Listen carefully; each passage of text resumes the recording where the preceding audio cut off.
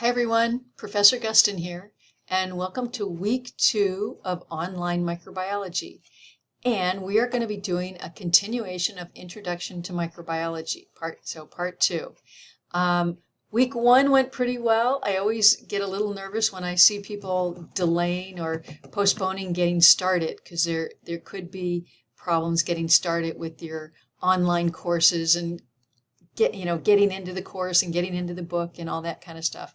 But it looks like most of you got it done. I'm recording this the Friday before week 2, so I don't know that everybody got in yet, but so far so good.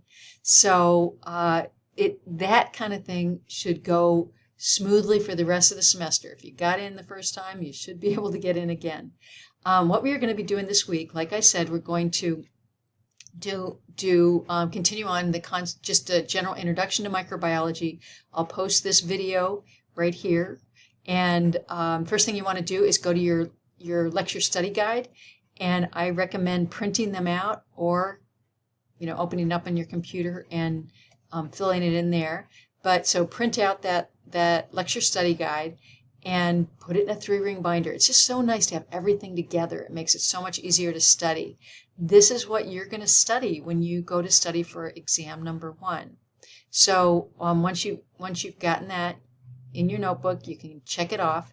And remember, these are just here for your purposes. You can check those or not check those, whatever you want to do. But it's kind of nice to remind yourself that, yeah, I did that already. I made a bunch of lecture videos to go along with that, and so you're welcome to watch those lecture videos, or you can click into the lecture assignment. Remember, all these links that say External Learning Tool will bring you to McGraw-Hill Connect, and you'll see on the left-hand column the textbook. So you can go right in the textbook and skip the videos if you want, or you can use the videos. I generally recommend using the videos because sometimes not everything I'm going to say is in the textbook. And what I try to do on the lecture study guides is to give you a little note that make sure you watch the video for this one, because there is some things in the video, clearly some things in the video that aren't in the textbook. But you can go to your textbook and look over the material, and then you can review your lecture study guide and all the notes you filled in, and then you do the lecture assignment. And remember, these are those adaptive learning assignments that you can you answer questions. If you're not sure of some answers, there's a little place where you can click and go back to the reading, and it will take you right to the place in the book where you can review that concept. So the other things, just to remind you about these adaptive learning lecture assignments, is if you stop in the middle of it, the Connect site automatically saves your work. So you can stop anytime and go back to it. What will ultimately happen is by the due date, if you're not finished with it by the due date, it will put in a partial grade. It will roll a partial grade over into your grade sheet up there, into your Brightspace grade sheet. But the idea is to finish the lecture assignment, and if you've completed it, it will update your grade to 100% in the grade sheet in Brightspace.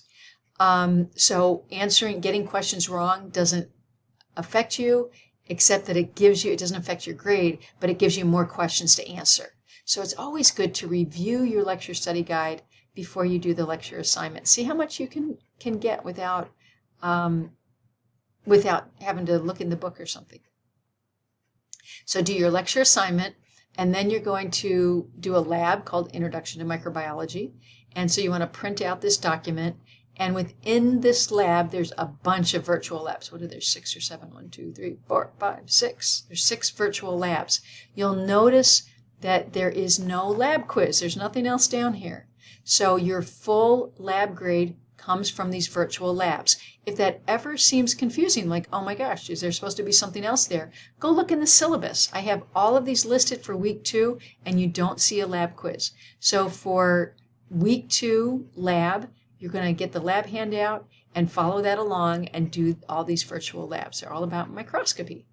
So good luck. Definitely contact me if you have any questions or thoughts, and hope things go smoothly for you this week. Have a great week.